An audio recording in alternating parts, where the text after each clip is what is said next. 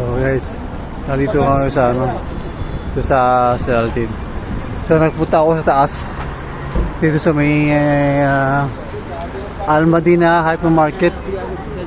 Meron pala doon karaokehan, pwede na pala. Tsaka meron doon merong food court, may makakainan ka. Hindi ko kakalain na meron pala doon karaokehan. Karaokehan. Karoon na naman. So, punta ko doon, walang ganong katao-ta, walang customer. So, nag-decide ako kasi usik pa ako eh. Nag-decide akong kumanta, walang may ibang tao. Kasi pag sa night market kakanta ka, kadami-dami ng tao, di ba?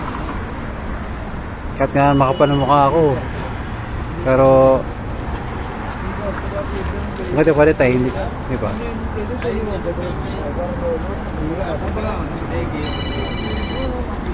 Yeah. So kanina, pagtapos na, hindi ko na malayan ng oras na na pala. Alas 11 na. Kaya na lang, yung mga bandang mag-alas pa lang.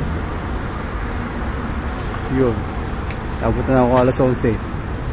Kaya ngayon nagkakape ako ngayon. Kape-kape. Ito. So bago matulog, kape muna ako. Para hindi nga ako nakapag-edit ngayon. Sa dami ng video, hindi ko nakapag-edit.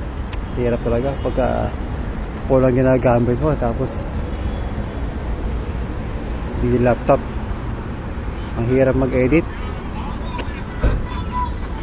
So kape na lang tayo. Kape na lang. Ang makagawa eh. Kaya ma-edit lang natin yung phone. Halo tayo. Overload.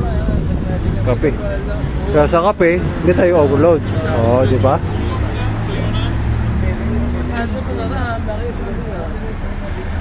Okay kayo. Okay kayo. Sa pagkape. Yun. Okay kayo.